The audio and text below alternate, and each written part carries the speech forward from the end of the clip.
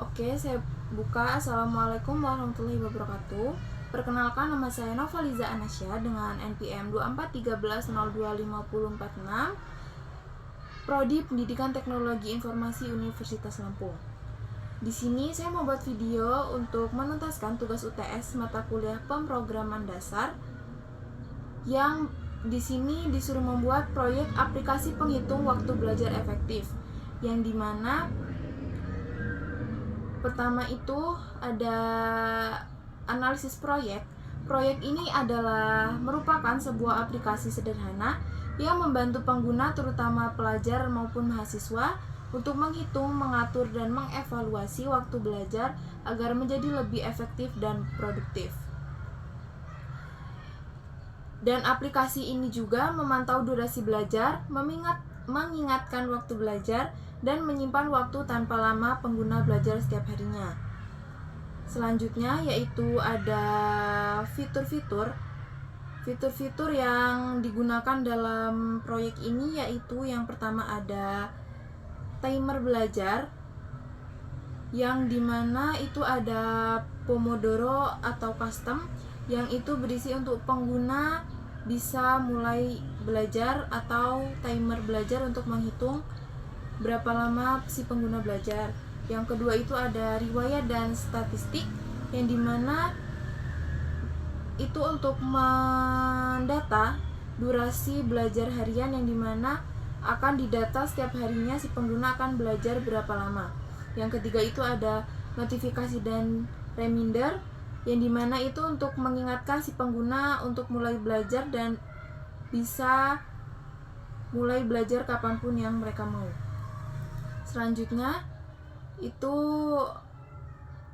ada penjelasan kode yang saya kembangkan, yaitu yang pertama itu bisa dilihat di PPT. Yang pertama itu ada import time, dan yang kedua itu ada for the time, import the time, dan ada import as, yang dimana fungsi itu untuk menghitung durasi belajar dan untuk mencatat tanggal dalam riwayat belajar. Kemudian fungsi yang kedua itu ada def mulai belajar dan ada def simpan riwayat, yang dimana fungsi yang pertama def mulai belajar atau mulai timer belajar, dan ada def simpan riwayat, yang dimana itu ada simpan riwayat belajar dalam file teks, yaitu untuk menghitung berapa lama waktu pengguna tersebut belajar dan juga untuk menampilkan riwayat belajar baru tanpa menghapus data riwayat sebelumnya, yang dimana riwayat terdiri atas tanggal dan berapa lama durasi belajarnya. Yang selanjutnya itu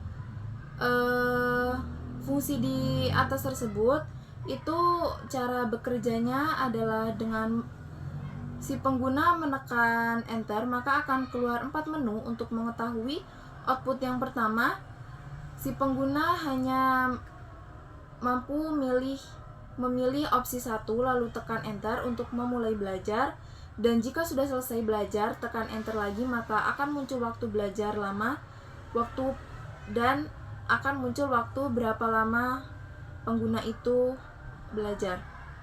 Dan yang selanjutnya itu ada def tampilkan riwayat, fungsi selanjutnya, yang dimana fungsi tersebut untuk menampilkan riwayat belajar.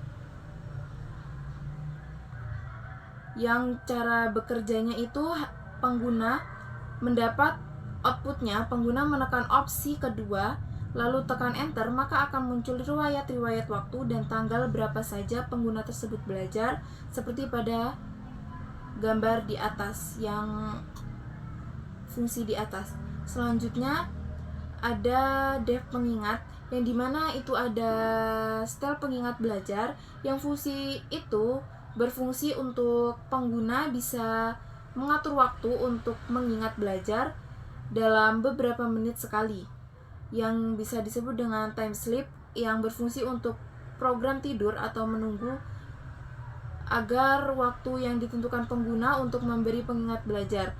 Ketika waktu habis, maka akan muncul pengingat belajar. Yang kemudian itu ada fungsi Dev Main, kemudian ada While True, dan ada print menu, print mulai belajar, print lihat riwayat, print atur pengingat, dan yang terakhir ada print keluar, dan ada pilih input dan untuk memilih opsi, kemudian ada if pilih 1 mulai belajar, if pilih 2 tampilkan riwayat, if pilih 3 pengingat, dan if pilih 4 itu untuk si pengguna selesai menggunakan aplikasi tersebut.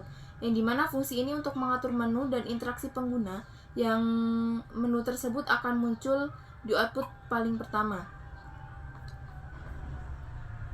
Cara kerjanya yaitu yang pertama, jika kode sudah siap dijalankan, baru pengguna bisa pilih run, maka akan muncul menu seperti pada gambar di atas dan pengguna bebas untuk memilih opsi mana saja.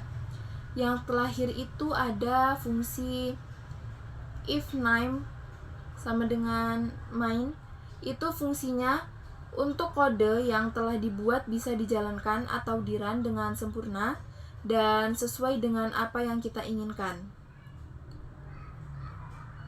Yang dimana kode tersebut telah saya buat dan saya coba, dan hasilnya sesuai dengan yang saya jelaskan tadi dan sesuai apa yang diinginkan.